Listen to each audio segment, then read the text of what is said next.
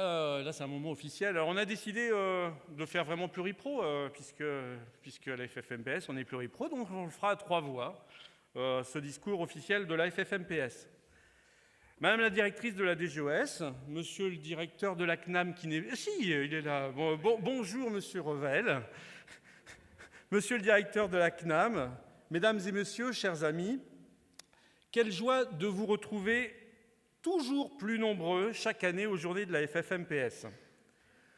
Pour ceux qui douteraient que l'avenir passe par la constitution d'équipes de soins primaires, pour ceux qui estiment que nous ne représentons qu'une minorité des professionnels et que ne nous sommes pas forcément un modèle, vous apportez par vos actions quotidiennes auprès de vos patients et par votre présence aujourd'hui la preuve que c'est bien la direction à suivre. Suivant le principe de Pareto cher à Patrick Voitou, c'est vous, minorité actuelle, qui provoquez le changement pour devenir la règle de demain, permettant ainsi la véritable transformation du système de santé. Lors de son discours du 18 septembre 2018, le président de la République souhaitait que l'exercice isolé devienne progressivement marginal, devienne l'aberration et puisse disparaître à l'horizon de janvier 2022. Pour lui, ce n'est pas aux patients de s'adapter au système, mais bien au système de s'adapter à ses besoins. Et c'est tout autour du patient que doit se construire la réponse des soignants, en proximité et coordonnée en réseau. Aussi, la structuration des soins de proximité est la priorité des priorités. Car c'est le levier essentiel que dépendent beaucoup des réponses aux tensions que nous connaissons, la réponse à la demande de soins de la population, l'accélération du virage ambulatoire, l'allègement sur la pression de l'hôpital, l'amélioration des conditions d'exercice des professionnels de santé de ville, tout cela repose sur une meilleure structuration des soins primaires. Ce n'est pas la FFMPS qui parle, c'est le président de la République. La constitution d'équipes de soins primaires, dont la forme la plus aboutie est la maison de santé, répond à cette adaptation nécessaire du système de santé.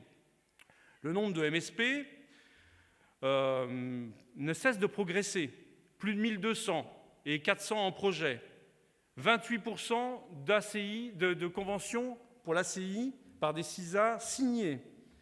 L'ACI constitue d'ailleurs le mode de consolidation des équipes pour les pousser à s'organiser mieux, à les faire progresser dans leur pratique comme dans leur maturité. Mais même si le président de la République a évoqué trop brièvement dans son discours la nécessité d'accompagner et d'accélérer le mouvement des maisons de santé, nous avons besoin, de la part du ministère, d'entendre la réaffirmation de cet objectif.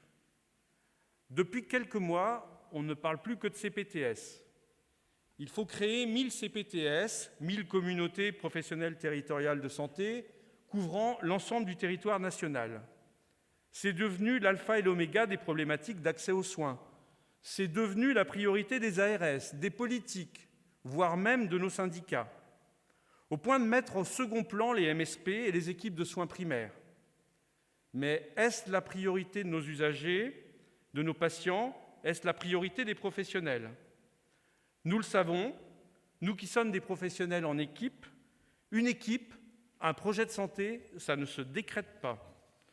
De la même manière, une organisation territoriale et a fortiori une communauté ne pourra se décréter. Seul un véritable projet de santé pourra faire adhérer les professionnels. C'est ce qui fait la force des MSP, c'est ce qui doit être le ciment des CPTS.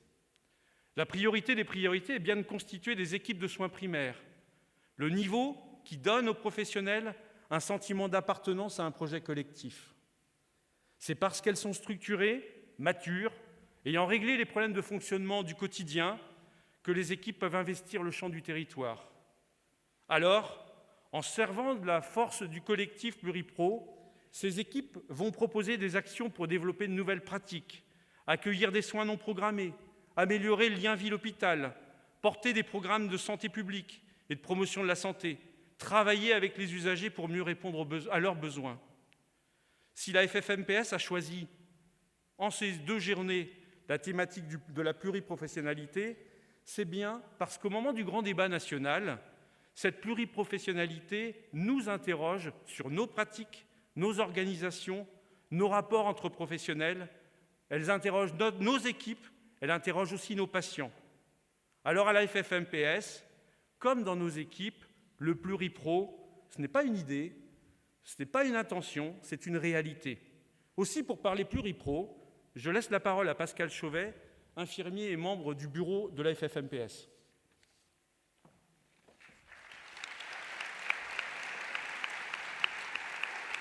Merci, Président. L'équipe pluriprofessionnelle, c'est une évidence, est une nécessité pour répondre aux défis qui se posent. L'accès aux soins, le vieillissement de la population, le développement des pathologies chroniques, la précarité sous toutes ses formes. Mais le pluripro, c'est aussi l'accompagnement quotidien de nos patients, depuis la grossesse, la petite enfance, la santé mentale, le suivi après hospitalisation, le fameux virage ambulatoire, jusqu'à la fin de vie à domicile. La coordination, la complémentarité, l'interprofessionnalité apportent un enrichissement dans toutes ces prises en charge. L'intelligence collective pluriprofessionnelle est plus fertile et créative que la somme des intelligences individuelles. Nous sommes bien dans une autre dimension, celle de la confrontation des regards, des connaissances, des expertises spécifiques à chacune de nos professions. C'est ce qui se passe lors des réunions de concertation pluripro. C'est ce qui se passe dans l'application des protocoles d'équipe.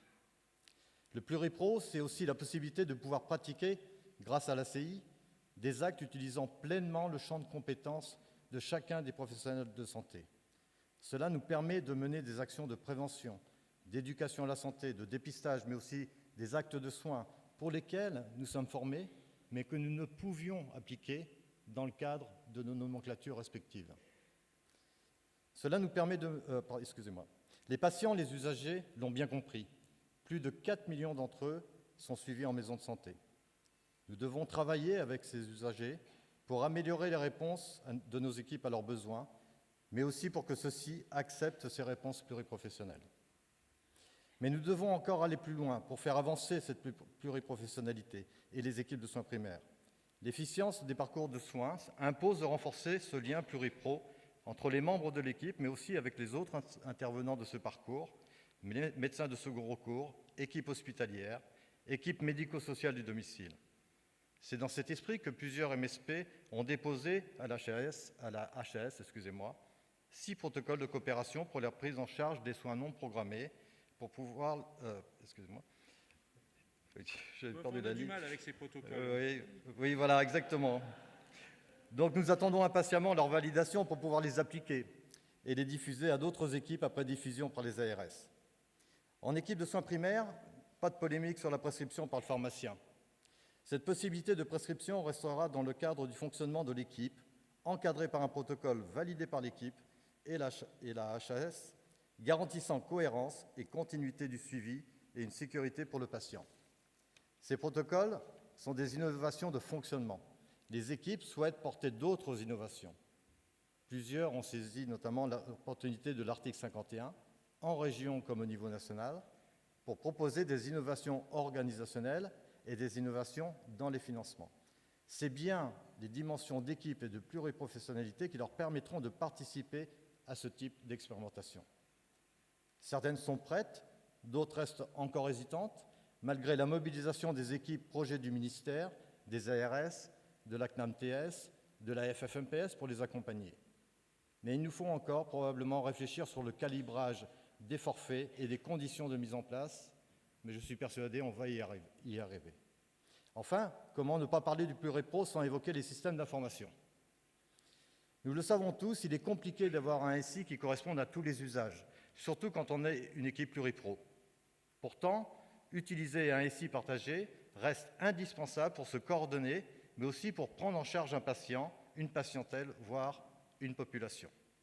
Avec le développement des nouveaux métiers dont va nous parler Edwige, avec l'arrivée des CPTS, des plateformes e-santé, du DMP, des messageries sécurisées, de la télémédecine, nous devons probablement adapter les référentiels de labellisation des logiciels utilisés par les équipes et permettre une meilleure utilisation pluriprofessionnelle. Avec la CNAM-TS et la ZIP, en lien avec les éditeurs, nous démarrons une réflexion sur ces adaptations. De même, au sein de la FFMPS, nous réactivons une commission dédiée pour contribuer à alimenter la réflexion autour des nécessaires évolutions de ces systèmes et des nouveaux outils que sont la e-santé et la télémédecine, avec un usage pluriprofessionnel. Une dernière doléance adressée à l'assurance maladie.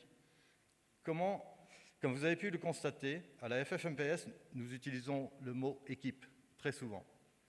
Du coup, nous aimerions que l'on puisse parler très prochainement d'équipe traitante ou d'équipe pluripro de proximité et qu'ainsi le calcul de l'ACI puisse se faire en fonction de la composition de l'équipe et non plus que de celle des médecins traitants.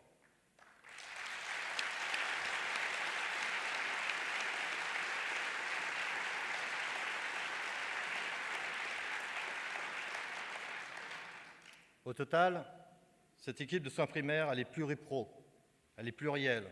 C'est ce qui fait la richesse, notre richesse. La FFMPS, comme dans les fédérations régionales, c'est aussi d'être pluripro. Je laisse donc la parole à Edwige Genevois, coordinatrice en MSP. Merci.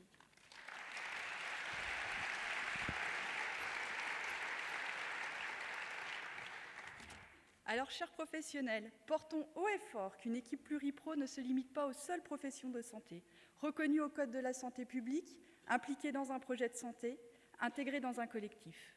À la FFMPS, nous en sommes convaincus et nous entendons dans cette équipe pluripro toutes les professions qui contribuent au bon fonctionnement de cette équipe. Nous pouvons citer les postes administratifs, vos secrétaires, vos hôtesses d'accueil, vos médiateurs en santé ou encore vos coordinateurs. C'est donc bien un ensemble de compétences individuelles au service d'un collectif pour améliorer toujours plus le service rendu à tous vos patients. Je vais faire un petit focus sur la fonction de coordination. J'exerce cette fonction depuis 2012, je l'ai donc vue évoluer au fil des années. Plus récemment, au travers l'ACI des équipes, ou encore le diplôme de l'École des hautes études en santé publique. Mais au-delà d'une fonction, il s'agit bien d'un nouveau métier émergent. Je sais ce que les coordonnateurs peuvent apporter à vos équipes pour améliorer son fonctionnement, la rendre plus efficace, la faire progresser qualitativement en cohérence avec vos projets de santé. Je sais aussi que ce métier n'est pas simple à exercer. Lorsque les nouvelles équipes se fédèrent autour d'un projet de santé et songent alors à la fonction de coordination, ils sont encore trop nombreux à se demander ce qu'est ce métier. Par doute, par méconnaissance, par crainte peut-être, toujours est-il qu'ils sous-estiment sa plus-value, son intérêt, avant de reconnaître son indiscutable nécessité. Les doutes, les questions reposent sur 3 éléments. Les missions. Qu'est-ce qu'on va bien pouvoir lui faire à ce coordinateur? Donc la fiche de poste. L'appartenance du coordonnateur, la place dans l'équipe, son intégration pleine et entière à cette équipe. Et les relations employeur-employé, pas toujours simples, avec encore aujourd'hui de trop nombreux constats de dérive.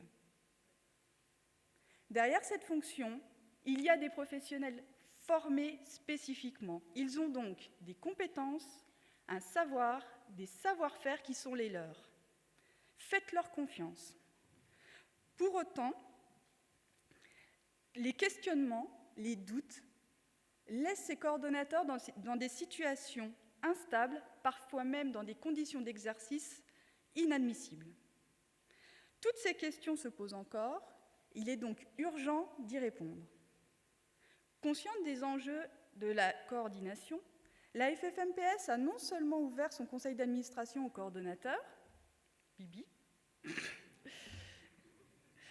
mais a en plus tout récemment créé une commission coordination pour promouvoir cette profession, pour répondre à vos questions. Vous pouvez d'ailleurs contacter cette commission dès aujourd'hui à partir du site de la FFMPS. On ne va pas oublier les fédérations régionales. Il faut qu'à la FFMPS, nous puissions les soutenir afin qu'elles soient de vrais espaces d'appui pour ces coordonnateurs. Alors, certaines régions l'ont déjà fait. Elles ont par exemple créé des journées de rencontres spécifiques pour ces coordonnateurs. Ce sont donc des échanges entre pairs. Il faut que cela soit le cas dans toutes les régions. Mais s'il y a un point sur lequel je vais insister, c'est la reconnaissance de ce métier par les pouvoirs publics. Il nous faut l'obtention d'un référentiel métier et d'une convention collective. car ce sont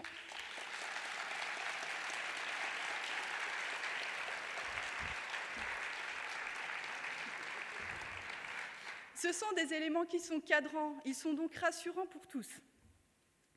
Alors j'en ai fini avec ce petit focus, vous l'avez compris, revendicatif, mais très constructif. J'aimerais donc vous parler d'autres nouveaux métiers que vous allez voir arriver dans vos équipes. Et on en parle beaucoup. Vous savez, les assistants médicaux? Là aussi, il est important de préparer l'arrivée de ces assistants médicaux. Il faut que cela s'inscrive dans une volonté d'équipe et pas des seuls médecins. Alors vous, équipe de soins primaires, vous savez vous adapter quand on pense aux nombreux changements qu'on a connus et qu'on connaît encore dans le paysage des soins primaires. Alors vous savez que pour une intégration réussie, il faut en parler tous ensemble, il faut réfléchir collectivement.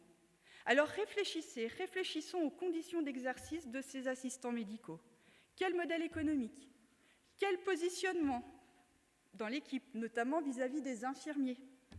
Et puis finalement, quelle place? Au service du pluripro, de l'équipe pluripro ou des seuls médecins? Réfléchissons aussi au champ d'intervention. Quelle mission pour quelle complémentarité? Alors on imagine bien l'apport médico-administratif ou encore la saisie de données de consultation qui permettrait ainsi une production facilitée de données d'activité de vos MSP avec un impact sur la mise à jour de vos projets de santé. On imagine bien aussi le lien avec les infirmiers de pratique avancée, l'appui dans l'amélioration des parcours de soins pour tous les usagers. Cependant, le recrutement de ces assistants médicaux ne pourra se faire que dans des conditions d'un modèle économique stabilisé pour les médecins comme pour l'équipe. Prenons l'exemple des infirmiers azalés. Ils sont très nombreux à exercer dans vos équipes. C'est donc bien que vous avez compris, vous avez accepté et vous avez intégré les nouvelles missions et fonctions des infirmiers. Dès aujourd'hui, et pour tous nos patients, les équipes doivent intégrer les IPA, infirmiers de pratique avancée, formés à la prise en charge des pathologies chroniques en lien avec les médecins traitants. Cependant, comme nous le pressentions lors de nos échanges avec le ministère au sujet des IPA, ces équipes matures dans l'exercice coordonné ne se satisferont pas du cantonnement des missions et des pratiques aux seules pathologies chroniques. Nous sommes dans les soins primaires, allons plus loin.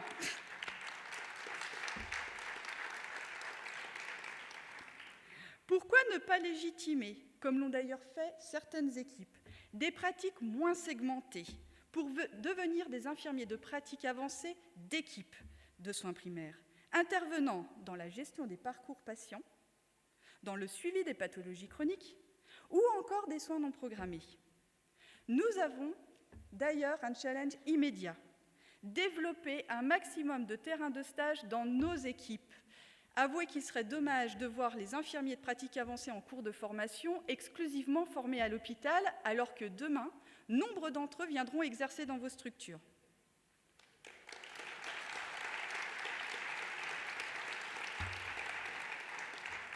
Alors pour ces nouveaux métiers, la FFMPS vous encourage à les salarier dans vos structures. Alors naturellement, vous choisirez le modèle qui vous convient le mieux. Pour autant, sachez que le salariat est un vrai gage d'adhésion au projet et à l'équipe. Les évolutions inscrites dans le PLFSS 2019 et dans le projet de loi prochain vont dans ce sens, et c'est une très bonne chose. Merci.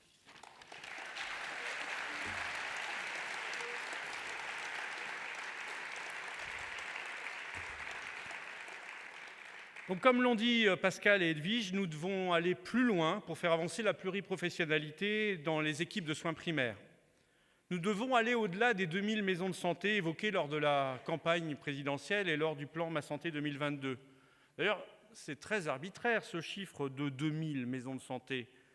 On devrait plutôt réfléchir à combien d'équipes de soins primaires matures sont nécessaires pour construire un maillage territorial digne de ce nom, tout en permettant à celle-ci d'être dans une dynamique qualitative au bénéfice des usagers.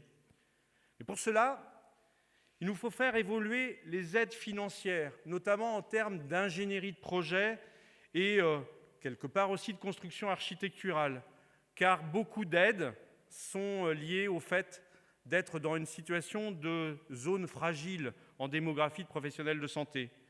Mais même en centre-ville, les usagers ont besoin des équipes de soins primaires et des MSP.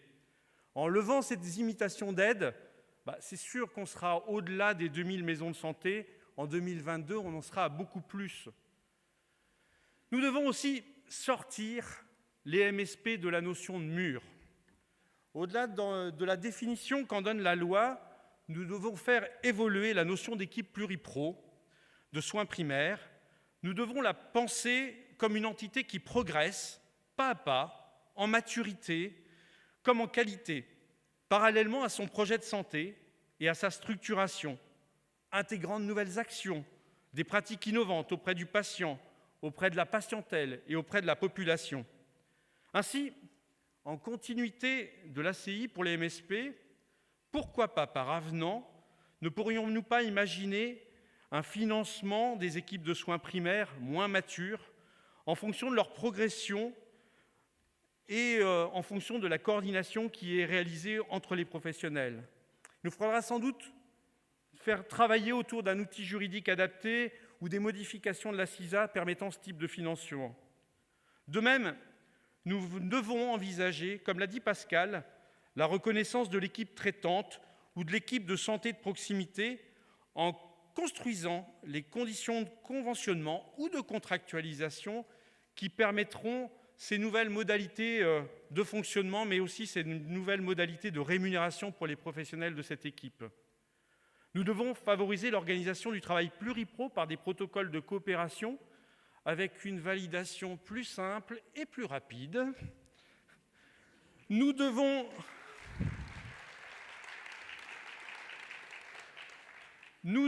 développer des outils informatiques plus intégrés, véritablement utilisés en pluripro et aborder la e-santé bien au-delà des seuls besoins des médecins, en répondant aux besoins des usagers et des équipes et de tous les soignants de l'équipe. Nous devons imaginer une formation pluripro incluant les dimensions de coordination et de complémentarité entre les soignants, dans la formation initiale comme dans la formation continue. La réforme des études de santé va dans ce sens, mais encore faut-il que les enseignants aient eux-mêmes la notion du pluripro.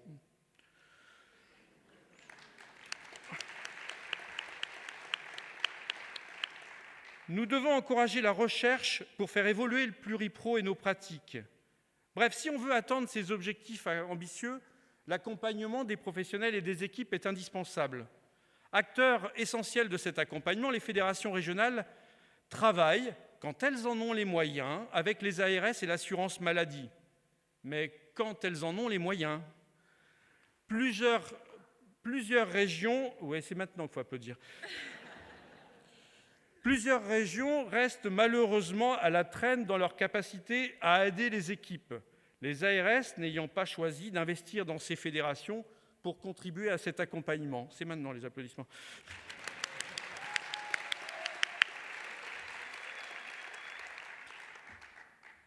Et on peut craindre, et nous le voyons déjà dans certaines régions, que l'objectif de créer coûte que coûte des CPTS flèche les financements des accompagnements uniquement vers les organisations territoriales au détriment des équipes de soins primaires. Alors, mesdames et messieurs les directeurs d'ARS, attention, l'organisation des territoires sera efficiente si les soins primaires sont structurés et si les professionnels sont encouragés et accompagnés pour constituer des équipes qui ont un sens pour eux. Bien entendu, il ne faudra pas attendre tout de l'État-providence. Nous devons aussi travailler avec d'autres partenaires pour nous faire avancer dans le pluripro et consolider nos équipes, tout en restant vigilants sur le respect de nos valeurs. La FFMPS, vous le savez, essaye de contribuer à l'évolution de notre système de santé. La Fédé a beaucoup évolué dans ces derniers mois, beaucoup innové.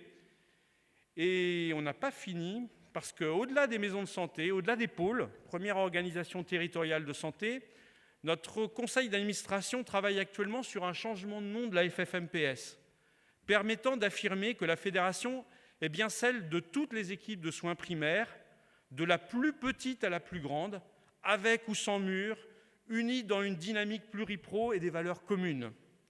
Ce nom n'est pas encore trouvé, Mais probablement, quand vous reviendrez encore plus nombreux à Bordeaux l'année prochaine, nous l'aurons adopté. Chers amis, comme vous le voyez, ces changements profonds ne se feront sur le terrain qu'avec une volonté politique d'aller dans cette direction. Madame la directrice de la DGOS, chère Cécile, partages-tu ces orientations? Nous allons te demander la réponse, mais avant, on a un petit message d'Agnès Buzyn, ministre de la Santé, qui devait être là aujourd'hui et qui nous a envoyé une petite vidéo que nous allons vous projeter maintenant. Et Cécile répondra après à ce discours. Merci de votre attention.